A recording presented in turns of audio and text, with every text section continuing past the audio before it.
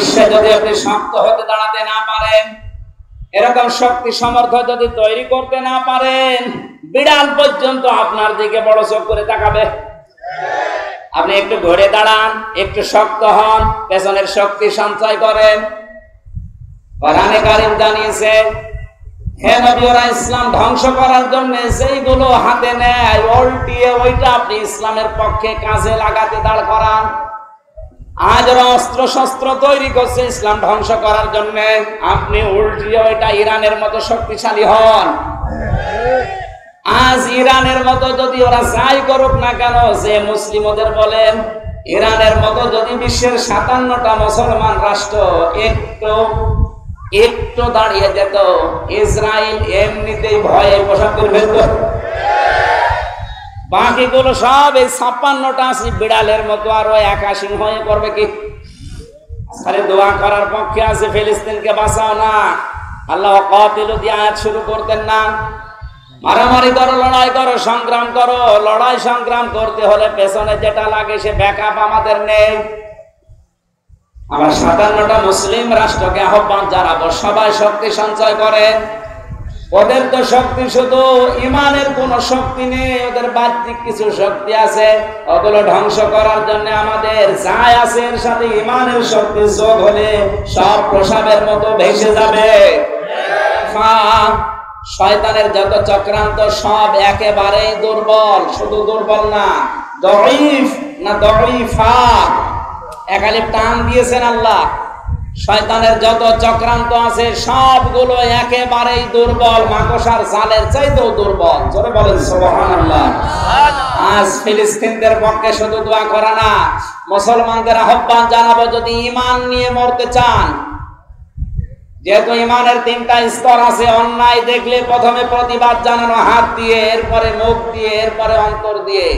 আমাদের কিছুই নেই, শুধু অন্তরে ঘৃণা করে আল্লাহ তুমি যা করো করো, হবে না। আপনাদের যতটুকু আছে যদি আমরা একটু নড়াচড়া করি, ওরা ওদের সাহস দেখাতে পারবে না, থেমে যাবে, কারণ ওদের ঈমানের কোনো শক্তি নেই, জাগতিক কিছু শক্তি আছে। তাদের বিরুদ্ধে লড়াই করো যারা তোমাদের বিরুদ্ধে লড়াই করে।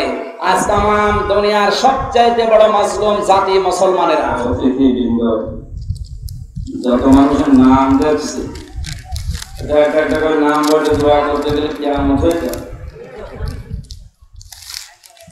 একবারে দোয়া করে দিল। একটা গল্প পড়েছিলাম ছোটবেলায়, শিক্ষক জিজ্ঞাসা করছে ক্লাসে, ছেলে গরম বানান করো, সারে B C D F G H I J K L M N O P Q R S T U V W X Y Z, কি করব? এর ভেতরে আছে আপনি বানান করি, এর ভেতরে তো আছে যত মানুষের নাম আপনারা দিয়েছে, এমনি সময় পাচ্ছে 1 ঘন্টা 20 মিনিট। এর ভেতরে যদি একটা নাম ধরে দোয়া করে আরো 20 মিনিট সময় নষ্ট হবে। আমরা একবারে এই সম্মানিত অতিথিদের জন্য দোয়া করলাম, আল্লাহ যেন তাদেরকে হায়াতে তাজ্জেবান সিহাতে কুল্লিয়া জান্নাতি মানুষ হওয়ার কাজ করার তৌফিক দেন, আমিন। এতক্ষণ যারা কোরআনে কারীম থেকে আলোচনা রাখলেন, ইসলামিক চিন্তাবিদ, মুফাসসিরে কোরআন, সাতক্ষীরা কলার ওয়া কামিল মাদ্রাসা সম্মানিত অধ্যক্ষ জনাব মাওলানা আহমেদ আলী, আতাল্লাহু উমরাহু ওয়া বারাকাল্লাহু ফি হায়াতি, বলেন আমিন। উলামায়ে কেরাম, সামনে বসা মুসলমান ভাইরা, পর্দার আড়ালের সম্মানিত মা এবং বোনেরা, প্রশাসনের ভাইরা, প্রান্তীয় রাজশাহীবাসী, দল মত নির্বিশেষে প্রচন্ড গরমে কোরআন শোনার জন্য যে আগ্রহ আকাঙ্ক্ষা আল্লাহ আমাদেরকে দেখানোর তৌফিক দিলেন, এই আকাঙ্ক্ষা যেন কোরআনের জন্য কবুল করেন। আমাদের দৃশ্য দেখে গরমে মনে হচ্ছে মুহাম্মদুর রাসূলুল্লাহ যদি এখন জীবিত থাকতেন, এই সমস্ত যুবকগুলো জীবন দিয়ে হলেও হযরতে তালহার মতো পাহারা দিত। আল্লাহ যেন কিয়ামতে হযরতে তালহার সাথে আপনাদেরকে হাজির করে দেন ময়দানে মাহশারে, বলেন আমিন। কোরআনের জন্য যে আল্লাহ আমাদেরকে নিয়ে আসলেন, বলছে আলহামদুলিল্লাহ। দরুদ আর সালাম পড়ছি আমাদের নবী মুহাম্মদ রাসূলুল্লাহ সাল্লাল্লাহু আলাইহি ওয়াসাল্লামের প্রতি। গতকাল দিনের বেলা বাংলায় যে মাদ্রাসায় আসর থেকে মাগরিব পর্যন্ত কথা বলেছিলাম, ওখানে জাহান্নামে যাওয়ার যে বর্ণনাগুলো ছিল আমরা একটা একটা করে বলছিলাম। তবে ভবানীগঞ্জ রেখেছিলেন না মাঝগ্রাম, ওখানে বলেছিলাম 27 প্রকার মানুষকে আল্লাহ পৃথিবীতে সবচাইতে বেশি ঘৃণা করেন। আমরা সামারাইজ করে আজকে ইনশাআল্লাহ 7টা বলার চেষ্টা করব কোরআন থেকে। অন্তত এই 27 প্রকার বা 7 প্রকার মানুষের ভেতরে যেন আমরা না থাকি। যদি ওইরকম কোনো কাজ কারবারে থাকি, নিজেদেরকে এখনই থামাবো, ওখান থেকে ফিরিয়ে নিয়ে আসবো। আল্লাহ যাদেরকে ভালোবাসে 4 প্রকার মানুষকে, তাদের ভেতরে আমরা গণ্য হওয়ার চেষ্টা চালাবো ইনশাআল্লাহ। কোরআনে কারীমের সবচেয়ে বড় সূরা সূরা বাকারা। কোন সূরা? বলেন বলেন। এই সূরার 286টা আয়াত আছে, 40টা রুকু আছে। মাত্র একটা আয়াত পড়েছি, আয়াতের নাম্বার 190। এই আয়াত থেকে শুরু করব আমরা 27 প্রকার পর্যন্ত যদি যেতে পারি ভালো, না পারলে যতক্ষণ যাওয়া যায় আযান পর্যন্ত মাগরিবে। আল্লাহ আমাদেরকে যেন তাওফিক ভিক্ষা দেন, বলেন আমিন। কোরআন সূরা থেকে আলোচনা করতে হলে যেহেতু এখানে উপাধ্যক্ষ আছে, অন্যান্য আলেম ওলামা আছে, তাফসীর করার জন্য যে সমস্ত নিয়ম নীতিগুলো আছে, উসুলে তাফসীরের মূল নীতি 13টা। তার 1 নম্বরে কোন আয়াত থেকে যদি জনগণের সামনে কথা বলতে হয়, আব্দুল্লাহ ইবনে মাসউদ রাদিয়াল্লাহু তাআলা আনহু তিনি তাফসীরে কাবীরে তাফসীর করার জন্য যে সমস্ত নিয়ম নীতি দিয়েছেন তার ভেতরে অন্যতম 5টা। 1 নম্বরে কোরআনের ওই আয়াতটা শুদ্ধভাবে তেলাওয়াত করে মানুষকে আগে শোনানো, আমরা পড়েছি নাকি? 2 নম্বর, যে ভাষায় কথা বলে তার মাতৃভাষায় আয়াতের অর্থ মানুষকে আগে জানানো, সরল অর্থ আমরা করব ইনশাআল্লাহ।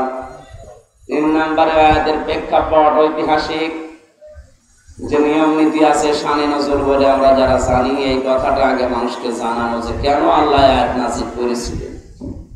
4 নম্বরে আয়াতের বাস্তব ব্যাখ্যা তুলে ধরা লাগবে। মানধাত আমলে কি হয়েছে ওগুলো বাদ দেন, এখন কি দরকার এই আয়াত থেকে সেইগুলো আমরা গবেষণা করে চিন্তা ভাবনা করে বের করে কথা বলার চেষ্টা করব। 5 নম্বরে আয়াতের মূল শিক্ষাটা নিয়ে বাড়ি যাওয়া। এই 5টা এখান থেকে আজকে নেব ইনশাআল্লাহ। জবান খুলে, শয়তান যদি আশপাশে থাকে, কোরআন পড়ার আগে যেহেতু আউযু বিল্লাহি মিনাশ শাইতানির রাজিম পড়া লাগে, এটা নফল, সুন্নাত না ফরজ? বলেন ওয়াজিব। এটা কোরআনে কারীম পড়ার আগে আউযু বিল্লাহ পড়তে হবে, মাস্ট বি, না পড়লে আপনার গুনাহ হবে। নামাজ পড়ার আগে আউযু বিল্লাহ পড়া লাগবে, না তো নামাজ হবে না, এমন কথা আছে? নেই। রোজা রাখার আগে কেউ যদি আউযু বিল্লাহ না পড়ে রোজা হবে না, আছে? না। কোরআন পড়ার আগে কেউ যদি আউযু বিল্লাহ না পড়ে ওর গুনাহ হবে। বলেন কেমন কঠিন বিষয় এটা। ফাইদা করাতাল কোরআনা ফাস্তাঈযু বিল্লাহি মিনাশ শাইতানির রাজিম। আল্লাহ পাক বলেন, হে নবী, আপনি যখন কোরআন তেলাওয়াত করা আরম্ভ করবেন তখন আল্লাহর কাছে শয়তান থেকে আশ্রয় চান। মুফাসসিরিন ইকরাম আয়াতের ব্যাখ্যা করতে গিয়ে লিখেছে, পৃথিবীর কোন ইবাদতে শয়তান মানুষকে এত ধোঁকা দেয় না কোরআনের কাছে আসলে যত ধোঁকা দেয়। কারণ শয়তান জানে কোরআন যদি মানুষের কাছে আসে আর মানুষ যদি কোরআন বোঝার চেষ্টা চালায়, আমি শয়তানি করার জায়গা পাবো না। কারণ শয়তানি করার যত রাস্তা আছে কোরআন সব রাস্তা বন্ধ করতে পারে না, পারে না? এখানে এর কাছে আসতে হবে। বিশ্বনবী মুহাম্মদ রাসূলুল্লাহকে যেদিন আল্লাহ নবুয়ত দান করে, ওদিন জিবরাইল তাকে 3 বার চেপে ধরেছিলেন। এই কথাগুলো জন্মের পর থেকে আমরা শুনছি নাকি? 3 বার তাকে চেপে ধরার পরে তিনি বলেছিলেন, মা আনা বিবারি, আমি পড়তে পারি না, কি পড়বো? হযরত জিবরাইল বলেন, ইয়া রাসূলুল্লাহ সাল্লাল্লাহু আলাইহি ওয়াসাল্লাম পড়ে, ইকরা বিসমি রাব্বিকাল্লাযী খালাক। একটা দুইটা না, পরপর 5 আয়াত নবীজিকে জিবরাইল শুনিয়েছে। ফেরেশতা জিবরাইল নবীর সাথে 5টা আয়াত পর পড়েছিলেন। তাফসীরে কাবীরের মুফাসসির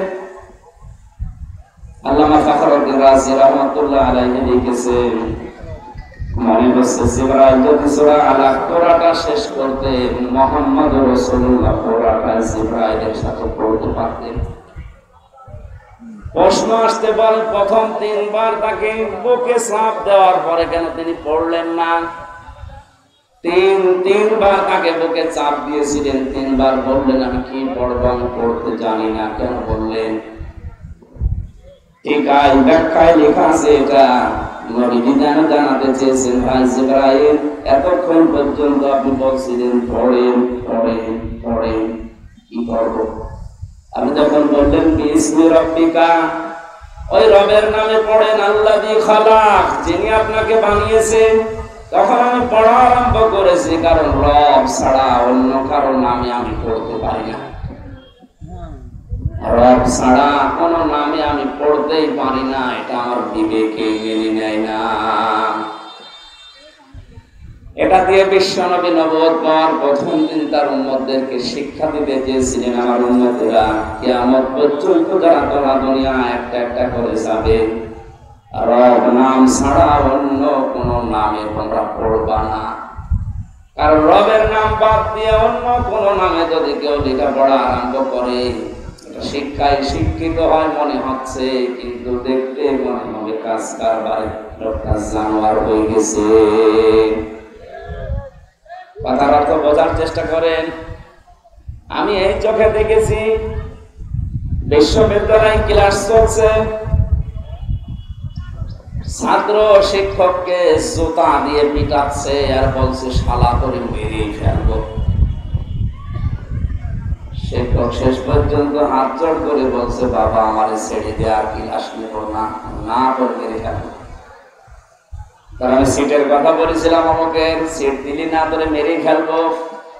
এটা ছাত্র, এটা কি, এটা ক্লাস চলছে একটা, আপনারা কি কবরস্থানে আছে? মানে জীবিত মানুষের মতো জবাব দেবেন যে বললাম এটা কি ছাত্র, বলেন।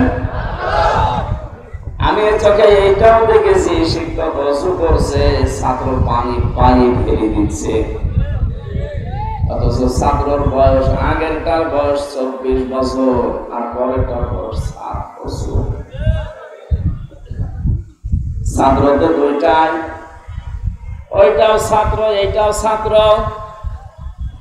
এটা কোরআনের স্পর্শ পাওয়ার কারণে এখনো কোরআন পড়তেই পারে না, এই কেবল বিসমিল্লাহির রহমানির রহিম বলে কোরআন আরম্ভ করেছে। এ কারণে কোরআনে কারীম তাকে মানুষের মতো মানুষ বানিয়ে দিচ্ছে। আর এটার কাছে কোরআন নেই, মাস্টার্স হয়ে যাচ্ছে, ওরা জানোয়ার হয়ে গেছে। ওরা যদি না বোঝার ভান করে থাকেন, আমি কিন্তু এখনই বন্ধ করে দেব, বুঝতেছেন? কোরআন মানুষকে কোন জায়গায় পৌঁছিয়ে দেয়, আর কোরআন না থাকলে মানুষ কোথায় পৌঁছায়? বিশ্বনবীকে এই জন্যই আল্লাহ পাক জানিয়েছেন, হে নবী আপনি পড়েন, কিন্তু আপনার রবের নামে পড়েন। নবীজি উম্মতদেরকে এইটাই শিক্ষা দিয়েছিলেন যে পড়তে চাও, জিবরাইল আমি প্রথমে যদি জানতাম যে রবের নামে পড়া লাগবে, তোমার 3 বার বলা লাগতো না, আমি প্রথমে আরম্ভ করে দিতাম। প্রথমেই খালি বলেছে ইকরা ইকরা ইকরা, পড়ো। তো কি পড়বো? তুমি তো নাম বলবা যে রবের নামে পড়ো। এদেশের যারা শিক্ষা ব্যবস্থায় আছেন, এই তাফসীর মাহফিল থেকে 18 কোটি মুসলমানের পক্ষ নিয়ে আমি আমির হামজা বলছি, যারা দায়িত্বে আছেন আল্লাহর নামে পড়ার ব্যবস্থা আরম্ভ করে, তাহলে মানুষ হব আমরা। আল্লাহর নাম বাদ দিয়ে ওই বানরের নাম নিয়ে, সিম্পাতের নাম নিয়ে, সিম্পাজের নাম নিয়ে যদি পড়া আরম্ভ হয়, শিক্ষিত হবে কিন্তু মানুষ হবে না, জানোয়ার হয়ে যাবে। বলেন তো, যে ছেলেটা মাস্টার্স পাস করার পর কয়েকদিন বিসিএস পরীক্ষা দিয়ে টিকবে, এরপরে দুনিয়ার কোন চেয়ারে বসবে, এই লোকটা যে লোকটা ক্লাসে স্যান্ডেল দিয়ে শিক্ষক পিটাতে পারে, একটা সিট দেয়নি, এই কারণে সে লোকটা যদি কোনো চেয়ার পায় ও কি করবে চেয়ারের ব্যবস্থা বলে। নবীজি জানিয়েছেন মান কারাল কোরআনা, যে ব্যক্তি কোরআন পড়বে ফাস্তাজহারাহু, এবং কোরআনকে ইজহার করবে, অর্থ হচ্ছে প্রকাশ করা, স্পষ্ট করা, দাঁড় করানো। 99টা অর্থ আছে ইজহারের। কোরআন শুধু পড়ে তা না, কোরআনকে ইজহার করার জন্য, দাঁড় করানোর জন্য, কায়েম করার জন্য, প্রতিষ্ঠা করার জন্য, স্পষ্ট করার জন্য যারা চেষ্টা চালাবে। কেন চেষ্টা চালাবে? এর পরের শব্দে দেখেন ফাস্তাজহারাহু, দেওয়ার পরে নবীজি দিয়েছেন ফাহাল্লা হালালাহু ওয়া হারামা হারামাহু। কোরআন যদি কায়েম হয়ে যায়, প্রতিষ্ঠিত হয়ে যায়, স্পষ্ট থাকে, তাহলে হালালকে হালাল মানা আর হারামকে হারাম মানা সহজ হবে। কোরআন যদি শুধু পড়া পর্যন্ত থাকে, এইদিকে তাকান, কোরআন যদি শুধু পড়া পর্যন্ত থাকে, তা যদি ইজহার না হয়, যদি কায়েম না হয়, তাহলে অনেক হালাল জিনিস আছে, হালাল জানার পরও আপনি মানতে পারবেন না। অনেক হারাম জিনিস আছে যেটা জানার পরও আপনি মানতে পারবেন না, এরকম পরিবেশ থাকবে। কিন্তু কোরআন যদি কায়েম থাকে, ওই পরিবেশ উল্টিয়ে যাবে। বাংলাদেশে সবাই আমরা জানি ঘুষ খাওয়া হারাম, সুদ খাওয়া, বলেন বলেন, জেনা করা। কিন্তু এমন এমন দৃশ্য এই দেশে, এমন এমন পরিবেশ তৈরি আছে কোরআন না থাকার কারণে। কোরআন আছে কিন্তু ইজহার নেই, স্পষ্ট নেই, কায়েম নেই, কোরআন প্রতিষ্ঠিত নেই। এই কারণে এ জানার পরও আমরা অনেকে অনেক জায়গায় বাধ্য হই হারাম কাজগুলো করবে। এরকম জায়গা নেই? এই যে ব্যাংকিং ব্যবস্থা, সেই ইসলামী ব্যাংক বলেন আর যে ব্যাংক বলেন, এদেশে যদি যাকাত ভিত্তিক অর্থনীতি রাষ্ট্রীয়ভাবে কায়েম না হয়, যদি ফেরেশতা জিবরাইল এসে এই দেশে বাস করে, সে ডাইরেক্ট হোক ইনডাইরেক্ট হোক সুদ খাওয়া লাগবে তার। আপনারা বলেন কেন? কেন মানে আজকের সভাপতি না টুপি মাথায় দিয়ে আছে, এর ভেতরে সুদ আছে। আমরা বলেন না, উনি 200 টাকা দিয়ে ভালো টুপি কিনলো, তো টুপিটা যে ফ্যাক্টরিতে বানিয়েছে, সেই লোকটা লোন নিয়ে ফ্যাক্টরি বানিয়েছে। আমি নিচে গেলাম না, এভাবে গোড়ায় হাত দিতে গেলে দেখা যাচ্ছে আমিও ধরা পড়বো, দরকার নেই। সুতরাং এই জন্য বলছিলাম, জিবরাইল যদি এদেশে এসে বলে আমি বসবাস করবো রাজশাহীতে, ওরেও সুদ খাওয়া লাগবে, উপায় নেই। উপায় নেই কারণ কি? কারণ কোরআনের দেশে খালি পড়া আছে, ইজহার নেই। কি নেই? কোরআন যদি সত্যি ইজহার অবস্থায় থাকতো, প্রতিষ্ঠিত অবস্থায় থাকতো, আপনি জেনা করে বাঁচতে পারতেন না। কথা বলেন না? আজ অনেকে জেনা করার পরে মিষ্টি বেলায়, বাংলাদেশে নেই? 100টা জেনা করার পরে উনি এখন সাকসেস, এই জন্য মিষ্টি বিলোচন করছে। যদি কোরআন প্রতিষ্ঠিত থাকতো, 100টা না, ওই একটা করার পর ওরা আগাকে দিত, তখন বাকি 99টা আর কিছু করতে পারত। প্রথমটাই আগা কাটা শেষ। এই জন্য নবীজি বলেছেন, যদি এটা পড়ার পরে কেউ ইজহার করার চেষ্টা চালায় আর হালালকে হালাল হারামকে হারাম জানার পরে মেনে নিতে পারে, আর মেনে নিতে পারবে যখন কোরআন ইজহার থাকবে। আদখালাহুল্লাহুল জান্নাহ, নবীজি বলেন আল্লাহ তাকে যেন জান্নাতে দিয়েই দিয়েছে। আলেম না আপনি? এখানে আলেম বসে আছে, উপাধ্যক্ষ। আদখালাহুল্লাহুল জান্নাহ, আল্লাহ তাকে জান্নাতে দিয়ে দিয়েছে না দেবে? এটা মাসি আদখালা ইয়াদখিলু, তার মানে আপনাকে আল্লাহ জান্নাতে দিয়েই দিয়েছে। অতীতের শব্দ। প্রশ্ন আসতে পারে, এখনো তো মরলাম না, জান্নাতে গেলাম কি করে? তার মানে সত্যি যদি আপনি কোরআন পড়ার মতো পড়েন, এই যে মান করাল কোরআনা, যে ব্যক্তি কোরআনকে পড়েছে, এখন করা কি? কোরআন পড়ার ব্যাপারে আল্লাহ পাক 3টা শব্দ কোরআনে দিয়েছেন, করা, রাতালা, তালাওয়া। এই তিনটা শব্দের অর্থ হচ্ছে শুধু পড়া না, শুদ্ধ করে পড়া, ওর মানে বা অর্থ বোঝা, ওখান থেকে প্রাপ্ত জ্ঞানের উপরে প্র্যাকটিক্যাল লাইফে সেট করা। 4 নম্বরে ওই জ্ঞানটা মানুষের কাছে পৌঁছিয়ে ওটা মানার ব্যবস্থা করে দেওয়া। ব্যক্তি কোরআন পড়ে তার ভেতরে কয়টা জিনিস পেলাম? 4টা। বলেন বলেন, আরো জোরে বলেন। 1 নম্বরে কোরআন পড়তে হবে কি করে? শুদ্ধ। আরো জোরে বলেন বলেন। শুধু শুদ্ধ করে পড়লেই হচ্ছে না, ওটার মানে অর্থ বুঝতে হবে। বাংলাদেশের 100 জনের 95 জন মানুষ কোরআন শরীফ পড়তে পারে না শুদ্ধ করে। আর অর্থ বোঝা এটা তো বাদই দিলাম।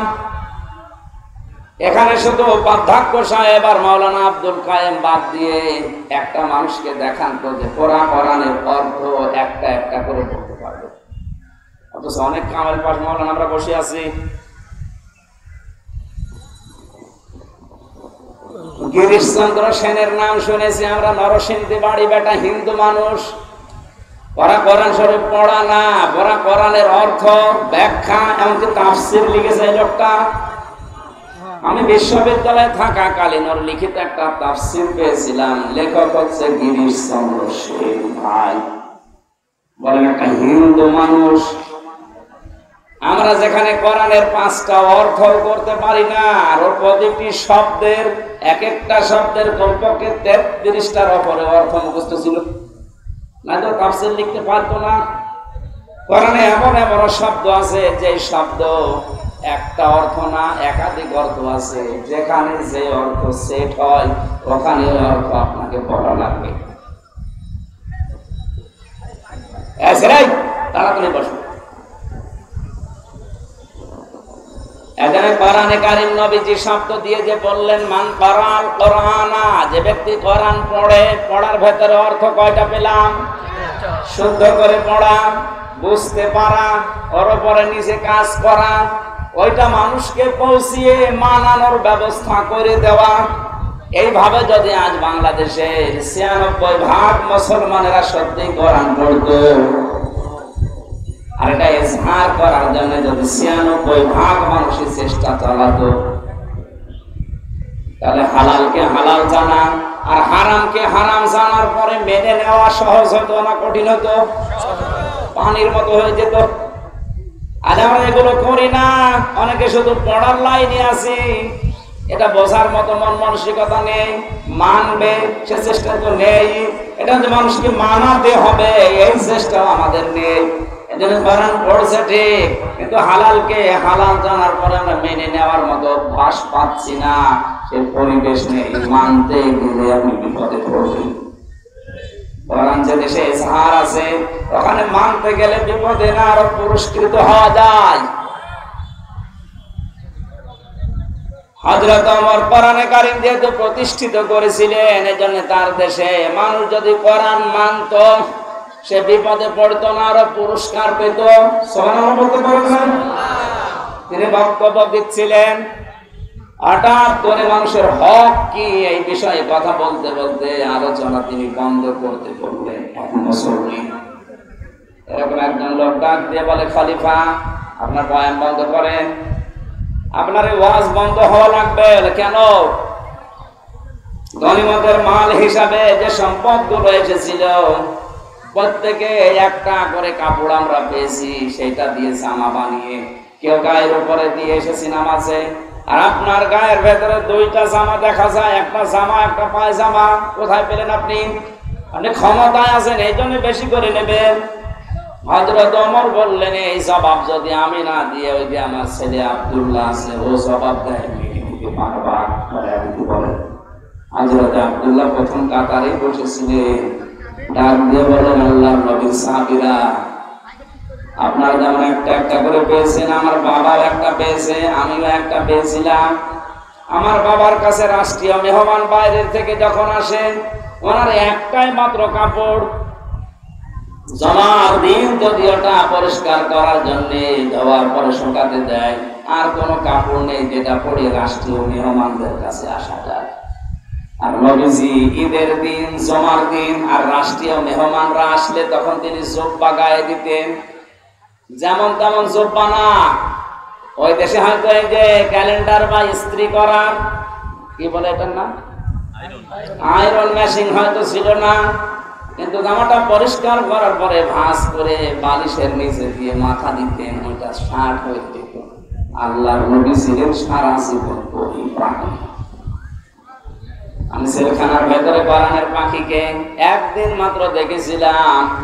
ওর কাছে যারা ছিল তাদের কাছে শুনেছি যে ঘরটার ভেতরে তিনি ছিলেন ফাঁসির কন্ডেন্সে। ওই ঘরটা এই 13 বছরে পরিষ্কার পরিচ্ছন্ন করে পোড়া মানুষ মনে হচ্ছে একটা সাজানো বাগান। ওখানে তো আমার স্ত্রী ছিল না, ক্যালেন্ডার ছিল না, আয়রন ছিল না, অথচ তেল ব্যবহার করতেন, আতর ব্যবহার করতেন, মাথার চুলগুলো পরিপাটি করে রাখতেন। নবীজির এই হাদিসটা ফলো করে 13 বছর একবারে কাটিয়ে গেছে। জেলে থাকা অবস্থায় তো আমি বুঝি না, ওখান থেকে শুনেছিলাম মারা গেছে। পরবর্তীতে ভিডিও দেখলাম, মরা চেহারা মনে হচ্ছে একটা জান্নাতি মানুষ ঘুমিয়ে আছে, অথচ বয়স 83-84 বছর। আমার 33 বছরে আমি পরিষ্কার থাকতে পারি না, চিন্তায় টেনশনে পাগল হয়ে যায়। আর 13টা বছর থেকে গেল, কিছুই মনে হচ্ছে না। এখান থেকে একটা মাসলা শিখলাম, জমার দিন, ঈদের দিন আর বিদেশে কোনো অনুষ্ঠানে মেহমানরা যদি আসে, ওই রকম একটা জাঁকজমকপূর্ণ অনুষ্ঠানে যেতে হলে কি গায়ে দেওয়া লাগে? জুব্বা। পরে না কেন? এটা গায়ে দেওয়া সুন্নাত। অথচ ঈদের দিন এই সুন্নাতটা আমাদের দেশ থেকে হারিয়ে যাচ্ছে। এই যে এরকম এরকম সিরা জামা গায়ে দিয়ে ফুল ফুলওয়ালা এমব্রয়ডারি করা, আপনার তো সুন্নত আদায় হচ্ছে না, স্টাইল আর ফ্যাশন হচ্ছে। কিছু মনে করেন না, অনেকে করে তাই। ঈদের দিনও অনেকে জুব্বা গায়ে দেয়। আগামী ঈদ থেকে, জমা থেকে কোনো বিদেশি অনুষ্ঠান যেখানে বড় জাঁকজমকপূর্ণ এরকম জায়গায় গেলে কি গায়ে দিয়ে যাবেন? এটা তো শুধু এই সামিয়ানার নিচে না, মানে বাইরেও আমল করে। এটা সম্মান কমাবে কেন? সম্মান আরো বাড়াবে। নবীজির কোন সুন্নতে মানুষের সম্মান কমে দুনিয়াদারদের কাছে। যাদের ভেতরে আল্লাহর ভয় আছে তাদের সামনে গেলে আপনার সম্মান আরো বাড়বে। আব্দুল্লাহ জবাব দিলেন, আমার বাবা একটা পেয়েছিলেন, আমিও একটা পেয়েছি। বাবার জামা যেহেতু একটা, এজন্য আমার জামা থাকার কারণে ওই কাপড়টা আমার বাবাকে আমি উপহার দিয়েছি। ওইটা নিয়ে আমার বাবা নিজে জোড়া দিয়ে দুইটা বানিয়েছে। আর কোন চেয়ারম্যান যদি এভাবে কথা বলতো, কোন জনগণ যদি সামনে থেকে বলতো, চেয়ারম্যান কথা থামান, এত সুন্দর জামা কোথায় পেয়েছেন? রিলিফের মাল চুরি করা নাকি? আমার মনে হয় 10 বছর জেল হইতো। একটা চেয়ারম্যান, অথচ তিনি রাষ্ট্রপ্রধান। এই দেশের মতো না, সারা পৃথিবীর অর্ধেক জায়গা চালাতেন হযরত ওমর। এত বড় ক্ষমতা তার আঙ্গুলের ভেতরে আল্লাহ দিয়েছিলেন। সেই মানুষকে বয়ান চলাকালীন একজন সাধারণ মুসল্লি বয়ান বন্ধ করার পরে জবাব দিতে হয়েছে। এটা কোরআনে কারীম স্পষ্ট এজাহার, প্রকাশ্য প্রতিষ্ঠা কায়েম থাকার কারণে। এজন্য যে ব্যক্তি কোরআন পড়ে আর একে এজাহার করার জন্য চেষ্টা চালায়, এই কথাগুলো আমি এমনিতেই বলতাম না। আজ এটা নেই, এই জন্য আমি হাড়ে হাড়ে টের পাচ্ছি বাস্তবতা। আর রাজশাহীর মানুষেরা যারা আমরা শুধু টুপি মাথায় দেয়, এ দায়িত্ব কি শুধু আমাদের? বলেন, নামাজ যেভাবে ফরজ মনে করে এই লোকটা পড়ে, আমি পড়ি, আমাদের যদি মন ওইভাবে তৈরি করে কোরআনে কারীমকে এজাহার করতে হবে, যদি ওই মন নিয়ে করতাম, বাংলাদেশে 96% মুসলমান। কেউ বাধা দেওয়ার সাহস পেত? কেউ রাজনীতি বলতো? বলেন। এই জন্য আমাদের উচিত হবে, আমরা কোরআনকে শুধু পড়বো না, এটা আমরা দাঁড় করানোর চেষ্টা চালাবো। নামাজ যেভাবে পড়ি, রোজা যেভাবে রাখি, হজ যেভাবে ভরসা করে করে আসি, কোরআন কি করে বাংলাদেশে কায়েম হয় আমরা ওইটা করব। আমরা রাজনীতি বুঝি না। আপনি মেম্বার, চেয়ারম্যান, মেয়র, এমপি, মন্ত্রী যা হবেন হন, কোরআন মানার একটা পরিবেশ আমাদের দেশে তৈরি করে দেন, আমরা আপনার পক্ষে আছি। এটা যদি রাজনীতি মনে করেন করেন, কারণ আমরা কোরআনের খাদেম, কর্মী, কামলা যাই বলেন, মরণের আগ পর্যন্ত আমি চেষ্টা করেই যাব, কারণ আমি বেতন চাই। কি চাই? কোরআনের পক্ষে যদি কাজ করি আমি বেতন পাবো, আর বেতনের নাম হচ্ছে জান্নাত। ওইটাই আমার উদ্দেশ্য। এজন্য আপনার উদ্দেশ্য এটা হওয়া লাগবে, আপনাকে আল্লাহ পাক জান্নাতে দেবে না, জান্নাতে দিয়ে দিয়েছে। وشفعه في عشرة من أهل بيته كلهم قد وجبت له النار। তাকে সুপারিশ করার জন্য এমন যোগ্যতা আল্লাহ কিয়ামতে দেবে 10 জনের ব্যাপারে তার পরিবারস্থ লোক থেকে, যারা জাহান্নামে যাবে এ সিদ্ধান্ত হয়ে গিয়েছিল। আল্লাহ পাক ওই সিদ্ধান্ত পাল্টি আপনার সুপারিশের কারণে কোরআনের ইজ্জতে শেষ পর্যন্ত পরিবারের 10 জন মানুষকে জান্নাতে প্রবেশ করাবে। সেই কোরআন শোনার জন্য প্রচন্ড রোদের ভেতরে আপনি বসে আছেন গরমে। আল্লাহ পাক যেন এই হাদিসটা আমাদের প্র্যাকটিক্যাল লাইফে আমল করার তৌফিক দান করেন, আমিন। সূরা বাকারার নামকরণের ভেতরে আমরা পড়েছি আল বাকারা শব্দটা এই যে সূরার ভেতরে আল্লাহ নাযিল করেছেন, ওখান থেকে নামকরণ করা হয়েছে সূরা বাকারা। ঐতিহাসিক প্রেক্ষাপটের ভেতরে আমরা পেয়েছি একটা লোক নিজের চাচাতো বোনকে ফাঁসাতে গিয়ে চাচাকে হত্যা করার পর তার বাড়ির লোকজন নিজেদের শত্রুপক্ষের বাড়ির সামনে লাশটা রাতের বেলা রেখে এসে দোষ চাপিয়েছে তাদের উপরে। হযরত মুসা আলাইহিস সালামের কাছে তারা সবাই মিলে গেছে, বিচার করে দেন। হযরত মুসা প্রথম যে কথাগুলো বলেছিল ওরা হাসির তামাশায় উড়িয়ে দিয়েছে। তিনি প্রথমে বলেছিলেন গরু জবাই করো। এটা যদি জবাই করে তারা ফেলতো তাহলে আর প্রশ্ন আসতো না। গরু জবাই করো বলার পরে ওরা এটাকে হাসি মনে করে বলছে গরু জবাই করবো। এ গরুর কালার কেমন হবে, এ গরুর বয়স কেমন হবে। আল্লাহ রাব্বুল আলামিন তাদের এই কথা শোনার পরে অবান্তর প্রশ্নগুলো করার পরে এমন শর্ত জুড়ে দিয়েছে শেষ পর্যন্ত গরু পাওয়া যায় না। এখানে একটা মাসলা বের হয়, আলেমদের কাছে কোনো কিছু জিজ্ঞাসা করার পরে যদি সহজভাবে জবাব দিয়ে দেয়, বারবার আপনি পেছাবেন না। কথা বুঝতেছেন? বারবার যদি পেছাতে থাকেন ওইটা কিন্তু কঠিন হয়ে যাবে। এখানে তালাকের একটা মাসলা এসেছিল আজকে। যেহেতু দুইটা মত আছে, 4 ইমাম এক মত দিয়েছে, অন্যান্য ইমামরা আর একটা মতে আছে। হ্যাঁ, ওই মত আমরা মানি না, কিন্তু শ্রদ্ধা করি। আহলে সুন্নাত ওয়াল জামাত আমরা যারা মেনে চলি, অনুসারী যারা, তারা জানি বা বুঝি বা এই ফতোয়াই দেয় যে এক জায়গায় 3 তালাক দিলে তালাক হয়ে যাবে, সে রাগের মাথায় দেন আর এমনিতে দেন।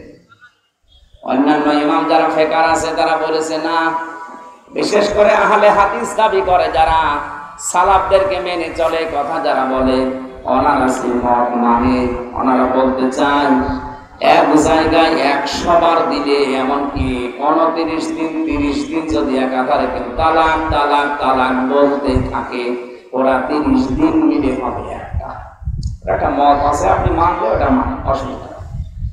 আহলে সুন্নাত ওয়াল জামাতের মত 4 ইমামের যে এক জায়গায় যদি রাগের মাথায় আর আনন্দে যেভাবে হোক 3 বার কেউ বলে, ওর বলতে রাখবে। আমার মাসলা বলার উদ্দেশ্য না এখানে, উদ্দেশ্য আছে কোনো বিষয় জানার পরে আপনার যেটা সহজ হয় এটা আপনি মেনে নিয়ে জীবন চালান, অসুবিধা নেই, কিন্তু বারবার আপনি পেছাবেন না কোনো জিনিস। মুসা নবীর জামানায় এই লোকগুলো বারবার পেছিয়েছে। প্রথমে যদি গরুটা জবাই করতো তাহলে মিটে যেত ছাতা। বারবার বলছে গরুর বয়স কেমন হবে, রং কেমন হবে, এ গরু কি খাবে। বারবার প্রশ্ন করার পরে মুসা নবী আল্লাহকে বলে, আল্লাহ একটা একটা করে কঠিন জিনিস দেয়। শেষে বলেছে গরু বয়স হবে মাঝারি, রং হবে হালকা হলুদ। তো খুঁজেই পাওয়া যায় না শেষ পর্যন্ত। পাওয়া তো গেছে এক বুড়ির গরু পাওয়া গেছে। সবাই টাকা পয়সা কালেকশন করে গরুটা জবাই করার পরে যখন গোশতটা ওই মৃত মানুষের লাশের উপরে লাগিয়েছে, মৃত মানুষ থেকে কথা বের করেছে, আমাকে হত্যা করেছে আমার নিজের আপন ভাইয়ের ছেলে, আমার ভাতিজা। শত্রুপক্ষকে ঘায়ল করার জন্য, তাদেরকে দুর্বল করার জন্য এই কাজ করেছে। আপনি এখান থেকে কি বুঝলেন? শুধু ঘটনা শুনে হাঁ করে আছেন কেন? কিছু নিয়ে যাওয়া লাগবে এখান থেকে। নিজে অন্যায় করার পর নিরপরাধ কোন ব্যক্তি, কোন জাতি, কোন গোষ্ঠী, কোন দলের উপরে দোষটা যদি চাপিয়ে দেন, আজ হোক কাল হোক, ওইটা কিন্তু প্রকাশ হবে। যদিও এই দেশে হয় না।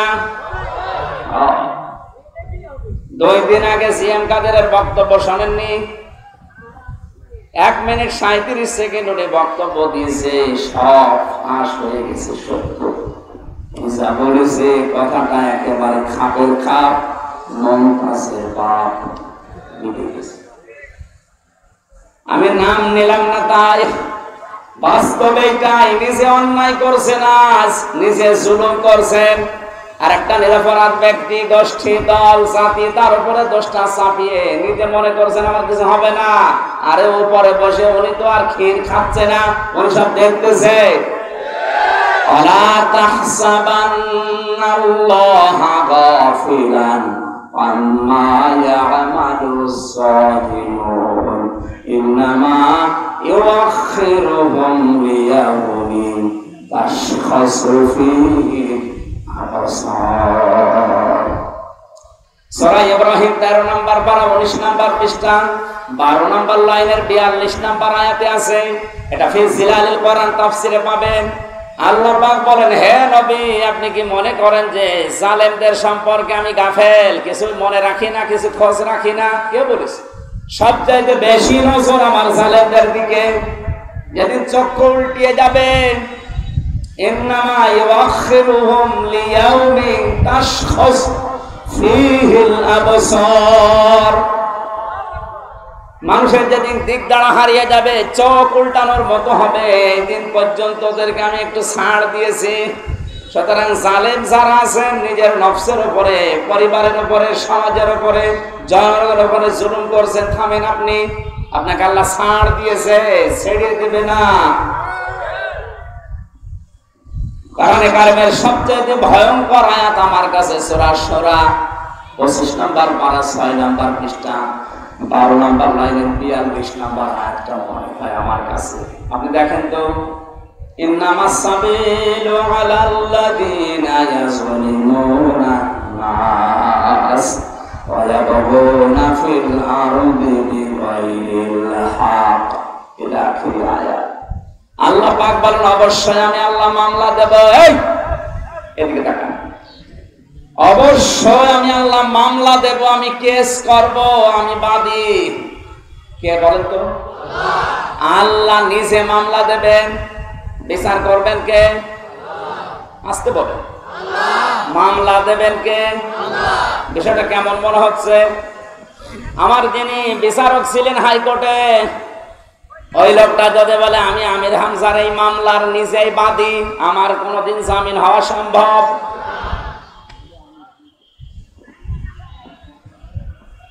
আরে ভাই, আমি তো 3 বছর থেকে আসলাম অন্য কারণে। আমার যদি এরকম কোন সাধারণ মানুষ মামলার বাদী হইতো, ওর মুখ বন্ধ করার জন্য 5 লাখ, 10 লাখ, 50 লাখ টাকা মুখের উপরে মেরে মুখটা বন্ধ করে দিতাম। মামলার বাদী তো এরকম সরিমদ্দি না। মামলার বাদী একেবারে সরাসরি জিবরাইল।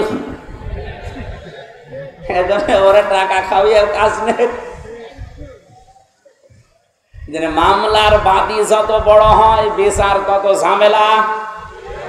কি আজকে বাংলাদেশে কারো বিরুদ্ধে যদি প্রধানমন্ত্রী নিজে মামলা করে, ওইটা তো ছোটখাটো। আল্লাহ বলেন, আমি মামলার বাদী। কাদের? এখানে নাস, যারা মানুষ হয়ে মানুষের উপরে জুলুম করে, তাদেরকে নষ্ট করে। আল্লাহ বলেন, আমি নিজে তাদের মামলার বাদী, আমি নিজে মামলা করব। বাংলাদেশে আয়াতটা মিলিয়ে দেখেন, 100 জনের আমার মনে হয় 95 জন এখন আল্লাহর মামলার আসামি। আমরাও। আমার তো আয়াতটা পড়ার পরে ভয় হচ্ছে, এটা আল্লাহবাদী কেস। এখানে যদি পুলিশ এসে কোনো কাজ করে, আপনি যদি বাধা দেন, তাহলে কেস হবে পুলিশবাদী কেস। এই কথা বলছেন না কেন? আল্লাহর কাছে বাধা এটা, কারণ মানুষ আল্লাহর, এই মানুষের উপরে জুলুম করলে মামলা দেবে কে? আল্লাহ। এটা কি বাদী কেস? আল্লাহবাদী কেস। কি বাদী? বাংলাদেশে হাজার হাজার মানুষ এখন আল্লাহবাদী কেসের আসামি। বিচারপতি যদি বলে আমি তোর মামলার বাদী, তুই আর জামিন কিয়ামতের আগে পাবি না, আল্লাহ নিজে মামলার বাদী, বলেন আপনাকে কোন বাবা জামিন দেবে? বলেন। আপনি তো আশা করে আছেন না আমি বড় পীরের মুরিদ, ও পীরের কি হবে? ও তো আসামি। ও আসামি না? আর আমার কোরআন পড়ার পরে যতটুকু ধারণা বিশ্বাস জন্মিয়েছে, কিয়ামতের দিন সূরা আবাসার তাফসিরে আছে, প্রথমে মানুষের কাছ থেকে তার ভাই পালিয়ে যাবে, তার মা পালাবে, তার বাবা পালাবে, তার বউ পালাবে, তার সন্তানাদি পালাবে, তার আশপাশের লোক যারা ছিল তাকে সাহায্য করত, আশ্রয় দিত, তার ফাসুলাতি হিল্লাতি তরুবি, এরা পালিয়ে যাবে। এমনকি তার নেতা নেত্রী যাদের নাম করে দুনিয়ায় নিরাপদ মনে করত, এরাও পালাবে।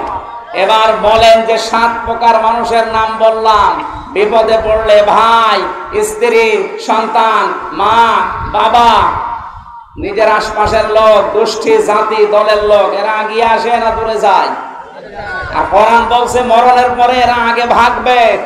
তাহলে আপনার এই কথা, কোরআনের বিশ্বাস যদি জন্মায় যে এটা সত্য কথা, বিশ্বাস করতে পারেন কিয়ামতে অনেক পীর বলবে আল্লাহ আমি পীরই ছিলাম না। ও যে আমার মুরিদ দাবি করছে, আমি তো পীরই ছিলাম না, আমি সাধারণ হামজা। কিসের পীর? ওরে আমি মুরিদ পাবো কোথায়? সুতরাং এই ধান্দায় যারা আছেন যে তুই পীরের মুরিদ, 2 জন শুধু হাত ধরে এইভাবে মারবে আর জান্নাতে যে পড়বেন, জান্নাত না জাহান্নামে পড়বে।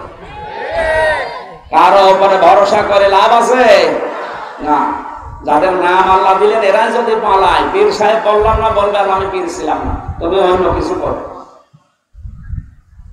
এখানে আমরা যেন আল্লাহর মামলার আসামি হয়ে না যায়, খুব ভয়ঙ্কর জিনিস এটা।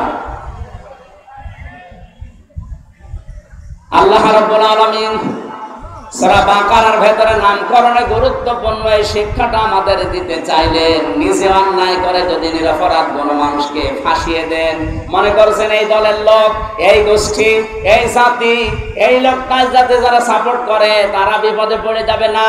উনি তো বসে বসে ঘাস কাটতেছে না, উনি সব দেখছে। আসমাউ ওয়া আরা, আমি সব দেখছি, আমি সব শুনছি। মুসা নবীকে যেই দিন ফেরাউনের সামনে হযরতে মুসাকে আল্লাহ লাগিয়ে দেন, যে লাগেন, ওরা যখন বড় বড় যেসব সাপ বানিয়ে বিচ্ছু বানিয়ে ফেলছিল, মুসা নবী মানুষ হিসাবে ভয় পেয়ে গিয়েছিলেন।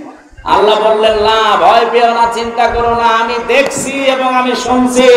ময়দানে ফেরাউনের সামনে তোমারে নামিয়ে আমি বসে বসে আরো সে তামসা দেখছি না, আমি আছি। সে আল্লাহ এখন কি দুর্বল? উনি দেখতে পাচ্ছে না? আমার বিশ্বাস 100 ভাগ উনি দেখছেন এবং শুনছে। জালেমদেরকে শুধু ছাড় দিয়েছে, কিন্তু ছেড়ে দেবে না। ইন্না বাদশা রাব্বিকা লাশাদীদ, আমার ধরা বড় শক্ত ধরা। এমনিতেই কিছু বলি না, কিন্তু যদি ধরি পরে আর ছাড়ি না। আল্লাহর ধরার আগে আপনি যেন নিজেই সংশোধন হয়ে যান। এই জন্য আজকের মাহফিল। আজকে সূরা বাকারার নামকরণে কি পেলাম? নিজে অন্যায় কাজ করে কোন নিরপরাধ ব্যক্তি, গোষ্ঠী, জাতি, দলের উপরে যদি চাপিয়ে নিজে মনে করেন আমি নিরাপদ হয়ে গেলাম, পারবেন না। যে কোনো কায়দায় সত্যের কাঠি নড়বেন, আপনাকে আল্লাহ ধরাবেন। এই বিশ্বাস কোরআনে করেন তো? আল্লাহ তাআলা সূরা বাকারা থেকে এই শিক্ষাটা নিয়ে আমাদের প্র্যাকটিক্যালি আমল করার তৌফিক দিন, আমিন। 190 নম্বর আয়াত থেকে আমরা পড়েছি, আল্লাহ রাব্বুল আলামিন বলেন কাতিলু, তোমরা লড়াই করো। শব্দটা শুনলে যেন মনে হচ্ছে আল্লাহ মনে হয় মারামারির পক্ষে। হ্যাঁ, কে আপনি জিজ্ঞেস করেন তো, যারা বাংলা পড়তে পারে বলেন কাতিলু, তোমরা সবাই মিলে লড়াই করো। কাতালা ইউকাতিলু মুকাতালাতান, এটা ভাবে মুফাআলা, এর বাংলা অর্থ হচ্ছে পরস্পর লড়াই করা, পরস্পর মুখোমুখি লড়াই করা, মারামারি করা। তাহলে আল্লাহ মারামারির পক্ষে। ফালাম তাকতুলুহুম ওয়ালাকিন্নাল্লাহা কাতালাহুম, সূরা আনফালের ভেতরে আল্লাহ জানিয়েছেন, এরা 17 নম্বর আয়াত, হে নবী আপনি তো ওই কাফেরদেরকে হত্যা করেননি, বরং আমি আল্লাহ নিজে তাদেরকে হত্যা করেছি। ওমা রামাইতা ইয রামাইতা ওয়ালাকিন্নাল্লাহা রামা, ওই যে বালি নিক্ষেপ করেছিলেন ওটা আপনি নিক্ষেপ করেননি, ওটা শুধু সামনে আপনি ফিকে মেরেছিলেন, বাকি প্রত্যেকের চোখের উপরে পৌঁছিয়ে দেওয়ার দায়িত্ব পালন করেছি আমি আল্লাহর পুত্র। এ সমস্ত আয়াতগুলো দ্বারা বোঝা যায় আল্লাহ মারামারির পক্ষে। কেন শব্দটা দিয়ে আল্লাহ আয়াত শুরু করলেন? বিশ্বে যদি আপনি শক্ত হতে দাঁড়াতে না পারেন, এরকম শক্তি সামর্থ্য যদি তৈরি করতে না পারেন, বিড়াল পর্যন্ত আপনার দিকে বড় চোখ করে তাকাবে। আপনি একটু ঘুরে দাঁড়ান, একটু শক্ত হন, পেছনের শক্তি সঞ্চয় করেন। কোরআনে কারীম জানিয়েছে, হে নবী ওরা ইসলাম ধ্বংস করার জন্য যেইগুলো হাতে নেয় উল্টিয়ে ওইটা আপনি ইসলামের পক্ষে কাজে লাগাতে দাঁড় করান। আজ ওরা অস্ত্র শস্ত্র তৈরি করছে ইসলাম ধ্বংস করার জন্য, আপনি উল্টিয়ে ওইটা ইরানের মতো শক্তিশালী হন। আজ ইরানের মতো যদি ওরা যাই করুক না কেন, যে মুসলিম ওদের বলেন, ইরানের মতো যদি বিশ্বের 57টা মুসলমান রাষ্ট্র একটু দাঁড়িয়ে যেত, ইসরায়েল এমনিতেই ভয়ে পোশাক করে ফেলত। বাকিগুলো সব এই 56টা বিড়ালের মতো আরো একা সিংহ হয়ে করবে কি? আজকাল দোয়া করার পক্ষে আছে, ফিলিস্তিনকে বাঁচাও না, আল্লাহ কাতিলু দিয়ে আয়াত শুরু করতেন না? মারামারি করো, লড়াই করো, সংগ্রাম করো। লড়াই সংগ্রাম করতে হলে পেছনে যেটা লাগে সে ব্যাকআপ আমাদের নেই। আমার 57টা মুসলিম রাষ্ট্রকে আহ্বান জানাবো, সবাই শক্তি সঞ্চয় করে। ওদের তো শক্তি শুধু ইমানের কোন শক্তি নেই, ওদের বাহ্যিক কিছু শক্তি আছে, ওগুলো ধ্বংস করার জন্য আমাদের যাই আছে এর সাথে ইমানের শক্তি যোগ হলে সব প্রসাবের মতো ভেসে যাবে। হ্যাঁ, ওদের লড়াই আর আমাদের লড়াইয়ের ভেতরে পার্থক্য আছে। আমাদের লড়াইটা ইবাদত আর ওদের লড়াইটা। কোরআনে কারীম জানিয়েছে, আল্লাযীনা আমানু ইউকাতিলুনা ফি সাবিলিল্লাহ, যারা ঈমানদার তারা লড়াই করবে কিন্তু রাস্তাতে।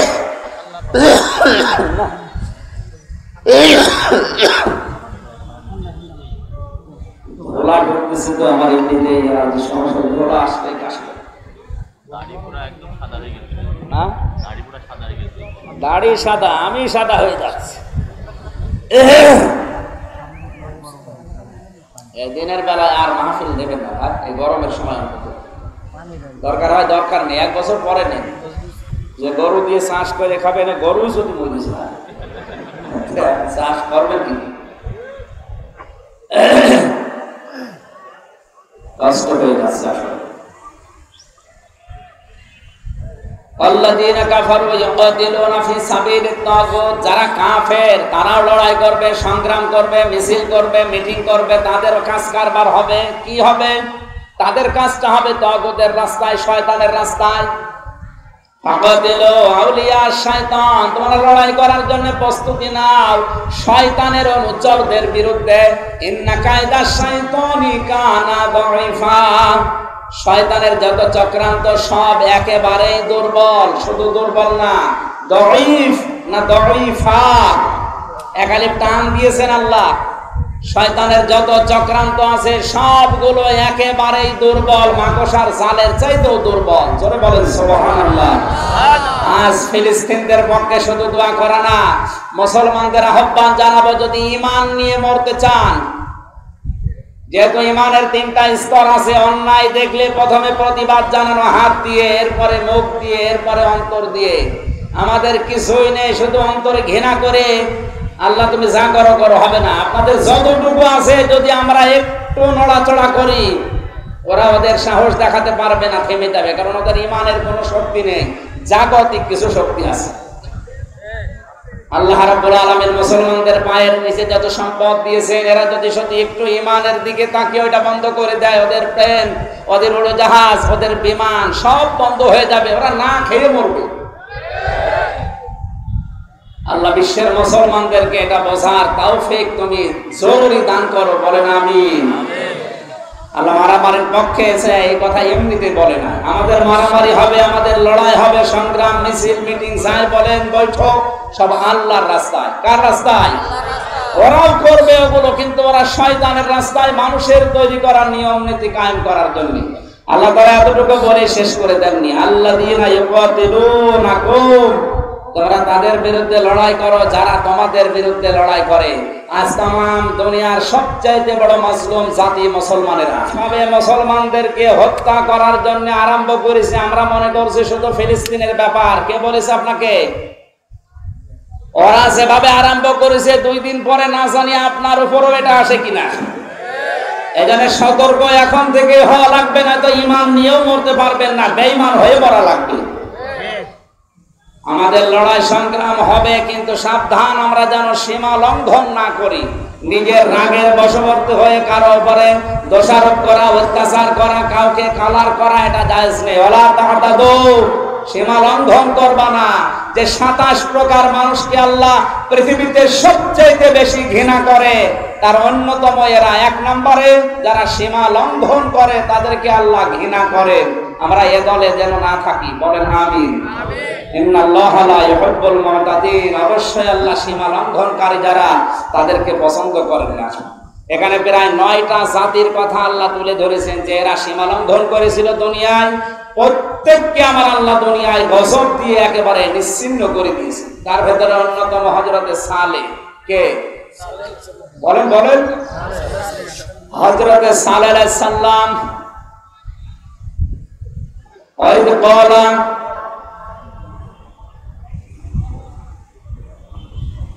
কোরআনে কারীমের সূরা আনআমের আরাফের সূরা আরাফের ভেতরে আল্লাহ ঘোষণা দিয়েছেন তাদের বিরুদ্ধে।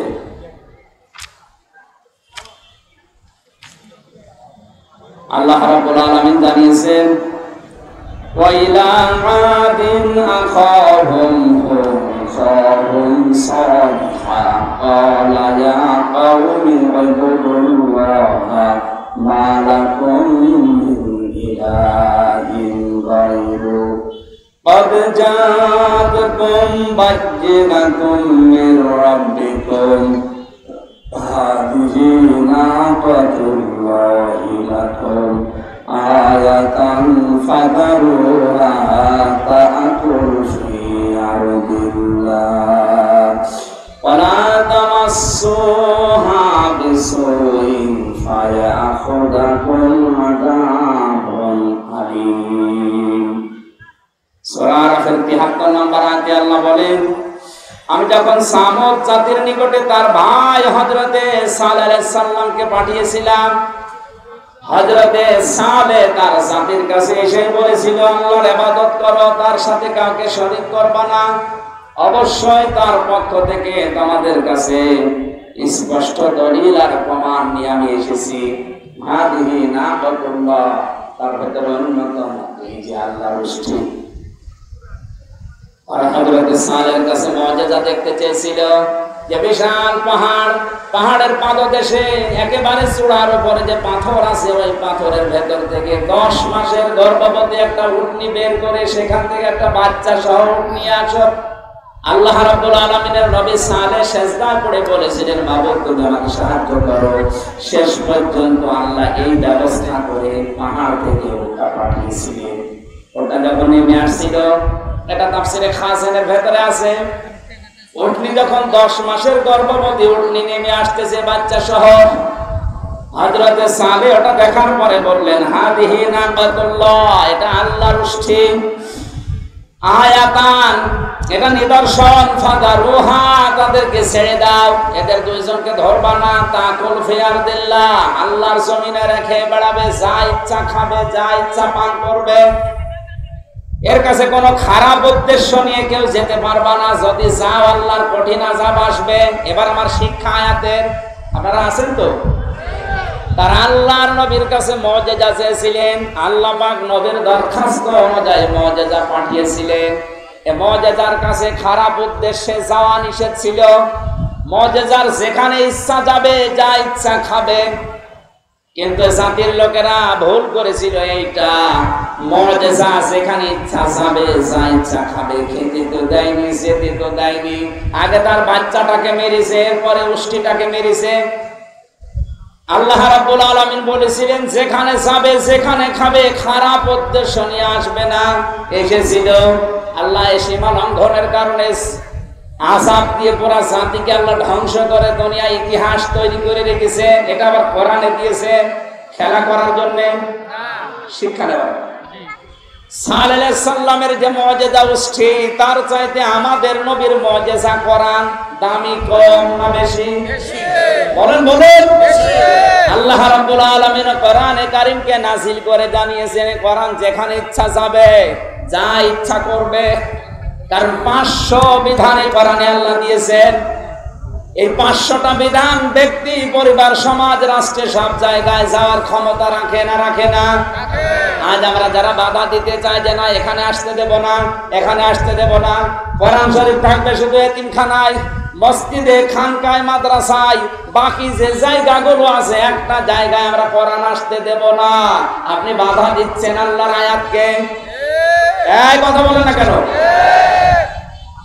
সূরা আহজাবের 34 নম্বর আয়াত, এখানে রব্বুল আলামিন জানিয়েছেন আযকুর রাব্বাকা ফি বাইতিকা আযকুরনা মা ইউতলা ফি বুয়ুতিকুন্না মিন আয়াতিল্লাহি ওয়াল হিকমা। তোমরা তোমাদের ঘরের ভেতরে আল্লাহর আয়াতগুলো এবং হিকমতপূর্ণ বিষয়গুলো তেলাওয়াত করো। তাফসীরে আমি 9টা ঘরের কথা পেয়েছি। এখানে ঘর মানে শুধু আমাদের এই বেড়ার ঘর না, এখানে ঘর মানে যারা পৃথিবী চালাতে পারে তাদের ঘর। এই বাংলাদেশ যারা চালায় আমরা তাদের ভেতরে অন্যতম মনে করি সংসদ ভবন। এই কথা বলেন না কেন? বিভিন্ন মন্ত্রণালয় বলেন, এরপরে বিভিন্ন এমপিদের যে জায়গাগুলো আছে, এরপরে ডিসিদের যে ঘরগুলো আছে, এসপিদের ঘর আছে, টিওনোদের ঘর আছে, ওসিদের ঘর আছে, মেয়রদের ঘর আছে, সর্বোপরি উপজেলা চেয়ারম্যান এবং মেম্বারদের ঘর আলাদা আলাদা আছে না নেই?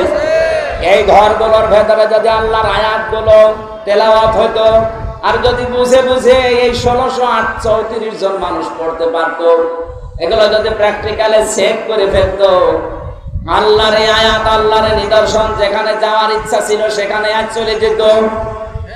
আমরা আজ বাধা দিয়ে নিজেদের ক্ষতি করছি। ওরা যেমন সীমা লঙ্ঘন করে আল্লাহর আযাব নিয়ে এসেছিল, আমরা আল্লাহর আযাব এখন ডেকে নিয়ে আসতেছি। এই যে তাপদাহ চলতেছে তীব্র, 44 ডিগ্রি চলছে চুয়াডাঙ্গায়, 43 ডিগ্রি, 44 ডিগ্রি। এমনি না, সৌদি আরবে এত নেই। আমি তো কিছুদিন আগে সৌদি থেকে আসলাম, 27 ডিগ্রি 28 ডিগ্রি চলছিল, আর এখানে চলছে 44 45। এটাকে রহমত না গজব? যাহারাল ফাসাদু ফিল বাররি ওয়াল বাহরি বিমা কাসাবাত আইদিন নাস লিইউযিবাহুম বা'দাল্লাযী আমিলু লাআল্লাহুম ইয়ারজিউন। সূরা রুমের 41 নম্বর আয়াত। আল্লাহ তাআলা বলেন জলে স্থলে যে বিপর্যয়গুলো দেখতে পাও, একটাও আমি পাঠাই না, সব তোমাদের হাতের কামাই করা।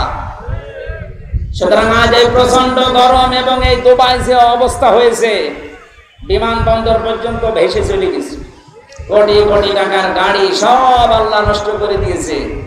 উনি যদি ইচ্ছা করে বাংলাদেশকেও দাবিয়ে দিতে কয়েকদিন লাগতে পারে নাকি? এটা শুধু মুখে বলেন, একটু বিশ্বাসে এনে বা ভেতরে ভয় তৈরি হয় না যে আল্লাহ আমাদেরকে তুমি তীব্র গরম যদি দিতে পারো, এই দেশটাকে 100 হাত মাটির নিচে ওই ডেড সি যেটা করেছিল লোক নবীর জামানায়, ওইটা আল্লাহ করতে পারে না? কক্সবাজারের যে সমুদ্র সৈকত, যে পানির অবস্থা, আমার মনে হয় যদি 200 হাত উঁচু হয়ে পানি একবারে আসে, এই দেশ খুঁজে পাওয়া যাবে? আর আল্লাহ এখন ক্ষমতায় নেই, তাই আপনার বিশ্বাস করছেন। ক্ষমতায় থাকলে ঠিকই বিশ্বাস করতাম। আল্লাহ বলেন আমি এগুলো কেন দেই মাঝে মাঝে, যে প্রচন্ড গরম দুবাইয়ের এই বিমানবন্দর উড়িয়ে দেওয়া এমনি দেয়নি, দিয়েছি এই কারণে মানুষ যেন একটু টের পায় যে তার হাতের কামাই করা বিষয়ের কি আযাব। এগুলো আমি মজা চাকতে দেই যেন ফিরে আসে, কিন্তু মানুষ তো ফিরে আসে না, ওদের বৃত্তি আরো বাড়ে, বলে এগুলো প্রাকৃতিক দুর্যোগ। প্রাকৃতিক দুর্যোগ বলে কিছু নেই, সব আমাদের হাতের কামাই করা বস্তু। আল্লাহর এই আয়াত, আল্লাহর নিদর্শনে এই মুজিজা কোরআন, যেখানে ইচ্ছা যাবে, যা ইচ্ছা খাবে, যেখানে ইচ্ছা ব্যবহার হবে, এগুলো আমরা করতে দেইনি। সালেহ আলাইহিস সালামের জামানায় উটকে যেমন ওরা ক্ষতি করেছিল, আমরা আজ বিভিন্ন জায়গায় ডাইরেক্ট ইনডাইরেক্ট কোরআনের ক্ষতি করছি। আল্লাহ আমাদেরকে আযাব পাঠাচ্ছে এই কারণে। আমরা কোরআনকে যেখানে যাওয়ার দরকার ওখানে পৌঁছিয়ে দেই, আমার জীবন উন্নত হবে, দেশেরও সমৃদ্ধি বাড়বে। দ্বিতীয় নম্বরে আল্লাহ দিয়েছেন হযরতে সালেহ আলাইহিস সালামের পরে দিয়েছেন শুআয়ব আলাইহিস সালামের জামানার কিছু কথা। এগুলো এই যে 7টা বা 9টা জাতির কথা কোরআনে আল্লাহ তুলে দিলেন শিক্ষা নেওয়ার জন্য। শুআয়ব আলাইহিস সালামের জাতিকে আল্লাহ ধ্বংস করেছিলেন 2টা কারণে। কয়টা? আজকে আমি রাজশাহী শহরে বিমানবন্দরের পেছনে যেখানে জওয়ান নামাজ পড়িয়েছি, ওখানে এই 2টা বিষয় টাচ দিয়েছিলাম। শুআয়ব আলাইহিস সালামের জাতিকে আল্লাহ ধ্বংস করেছিলেন কয়টা অপরাধের কারণে? সীমা লঙ্ঘন করেছিল তারা 2টা বিষয়ে। 1 নম্বরে ফাউফুল কায়লা ওয়াল মিজান ওয়ালা তাবখাসুন নাস আশিয়াহুম ওয়ালা তুফসিদু ফিল আরদি বা'দা ইসলাহিহা। ওরা ওজনে কম বেশি করত। এ বাংলাদেশে তো নেই। ওজন মানে আপনি কি মনে করেন শুধু দাড়ি পাল্লা যারা ওজন করে এই ওজন? না, এই যে আমি যে চেয়ারে বসে আছি এখানে ওজন আছে, কারণ আমি যা পড়ে এসেছিলাম, যা বলতার জন্য এসেছিলাম, আজ অনেকের কারণে এগুলো ডেলিভারি দিতে পারছি না, বলতে পারছি না। আমি নেওয়ার সময় তো ঠিকই লেখাপড়া করে নিয়েছিলাম, দেওয়ার সময় এখন আর ডেলিভারি দিতে পারছি না, আমিও ধ্বংসের ভেতরে আছি। আর আমাকে যারা এভাবে বাইন্ডিং দিয়েছে তারা নিরাপদে আছে। আপনিও ওজনে কম বেশি করছেন। আজ কলেজ, বিশ্ববিদ্যালয়, বিভিন্ন মাদ্রাসা, হাই স্কুলের শিক্ষক শিক্ষিকা যারা ক্লাসে দেওয়ার সময় আর ঠিক মতো দিতে চায় না, বলে প্রাইভেট পড়া লাগবে, কোচিং করা লাগবে। অথচ ওনারা কিন্তু শিক্ষা নেওয়ার সময় ভালোভাবেই শিক্ষা নিয়েছিল। আপনি নেওয়ার সময় তো বিভিন্ন জায়গায় শিক্ষা ভালোই নিলেন, দেওয়ার সময় এখন আর দিতে চান না, তখন প্রাইভেট পড়া লাগবে, কোচিং করা লাগবে। আপনি ওই লুল্লিল মুতাফফিফিনের ভেতরে সামিল। যারা নেওয়ার সময় বেশি নেয়, দেওয়ার সময় কম দেয়, এদের জন্য আল্লাহ বলেন এরা ধ্বংস হয়ে যাক। বলেন নাউযুবিল্লাহ। এইরকম সীমা লঙ্ঘন আমাদের দেশেও চলছে। ওজনে কম বেশি করা এটাও ধ্বংসের কারণ। এরকম 7টা বিষয় আমি সামারাইজ করেছি। যারা অশ্লীলতা ছড়ায়, যারা অপচয় করে, যারা এই পৃথিবীতে অপচয় করছে, এবং যারা সবগুলো আমার নোটে মনে নেই এখন। 27টা বিষয় আমার পড়া ছিল। এই 27টা বিষয় যে মানুষগুলো দুনিয়াতে আঞ্জাম দেবে, করবে, তার অন্যতম সীমা লঙ্ঘন করা। এদেরকে আমার আল্লাহ নিজের পক্ষ থেকে জানিয়েছেন, আমি এদেরকে ভালোবাসি না, ঘৃণা করি, ঘৃণা করি, ঘৃণা করি। আল্লাহ আমাদেরকে জুলুম যে মানুষগুলো করবে, জুলুমকারী, তাদেরকে আল্লাহ পছন্দ করেন না। যারা ন্যায় বিচারের পরিবর্তে জেনে শুনে অবিচার করে, তাদেরকে পছন্দ করেন না। সবগুলো আমার সিরিয়াল আকারে মনে নেই। আমরা আগামীতে কোনো জায়গায় যদি আসি, শীতকালে আমার নিয়ে আসেন, রাতের বেলা দেবেন। এইভাবে আমারও কষ্ট হচ্ছে, আপনাদেরও বোঝার পরিবেশ থাকছে না।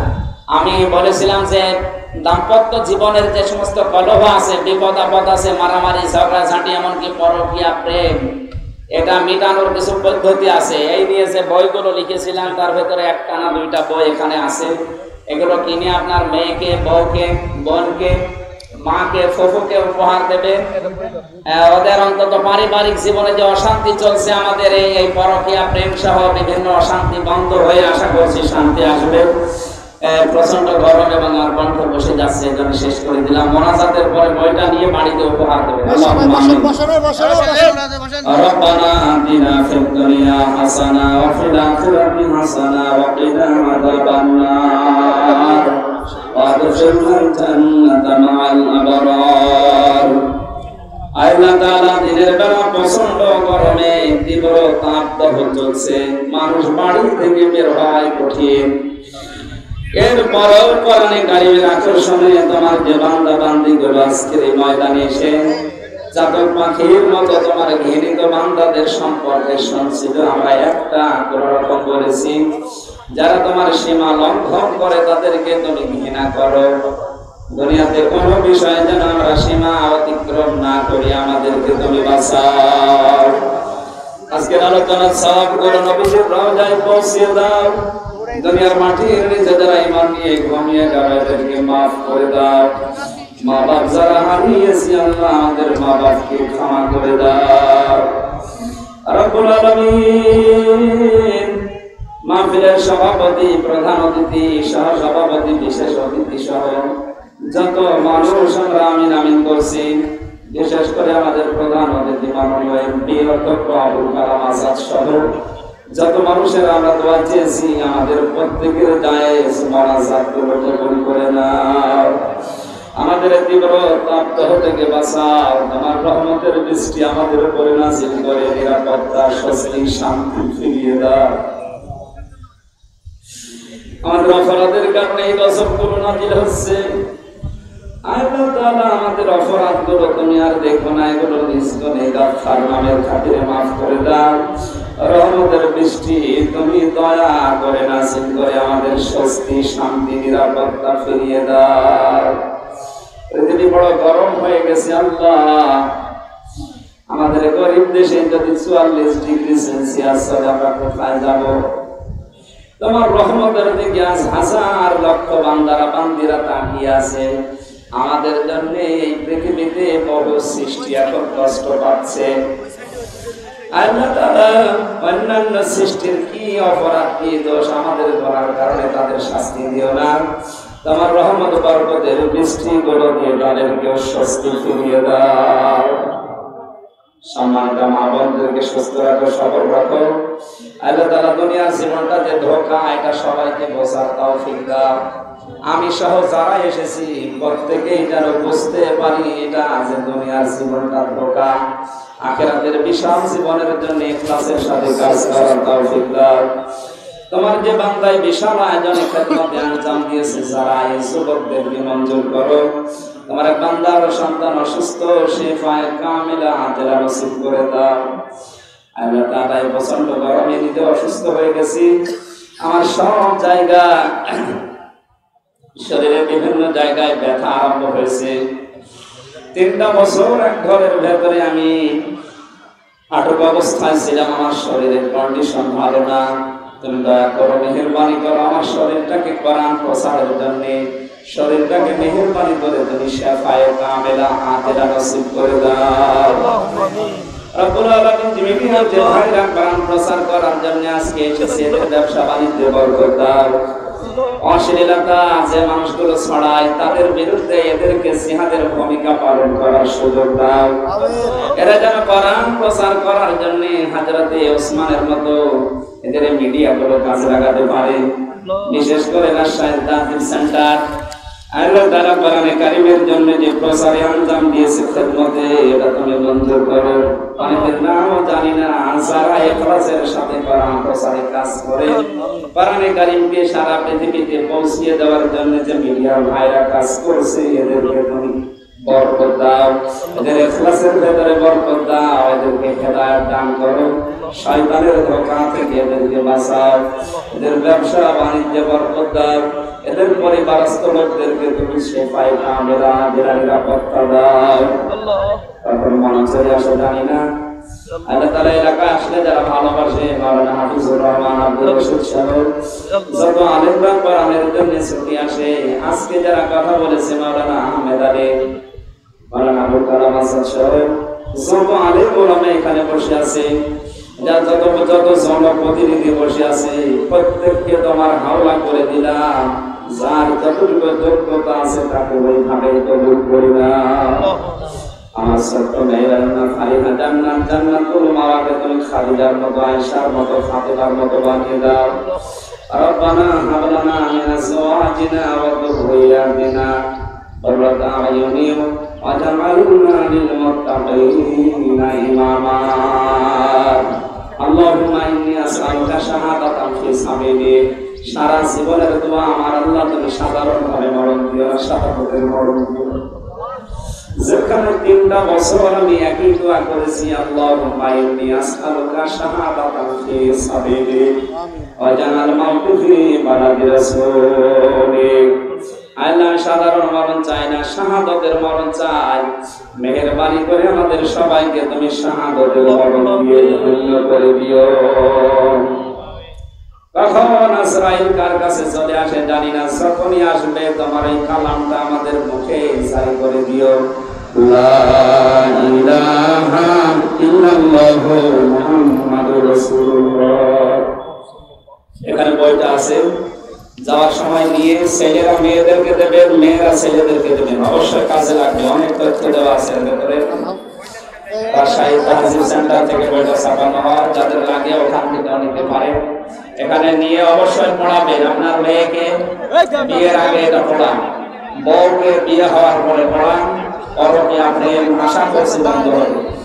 মেয়েরা যারা এসেছেন আপনি এটা নিয়ে আপনার স্বামীকে, আপনার ভাইকে, ভালোবাসার যারা আছে মহব্বতে আল্লাহর জন্য যাদেরকে পছন্দ করেন এদেরকে উপহার দেবেন, কাছে লাগবে। স্টেজে আছে, স্টেজে আছে, ওইটাদের লাগবে তো ওই পাশে যান, ডান পাশে পাওয়া যাচ্ছে, ওর কাছ থেকে নিয়ে যান। আমি আমার শরীরের কন্ডিশন ভালো না, আমি কালকে আসলে আইসক্রিম আবেগে পড়ে কোন জায়গা থেকে আইসক্রিম খাওয়িয়েছে, ওই লাগলে পাশে দোয়া চাচ্ছি সবার কাছে, আল্লাহ যেন এটা আমাকে শেফায়ে কামেলা আজরা দান করে। আমিন। বারাকাল্লাহু লানা ওয়া লাকুম ফিল কোরআনিল আযীম। আসসালামু আলাইকুম ওয়া রাহমাতুল্লাহ।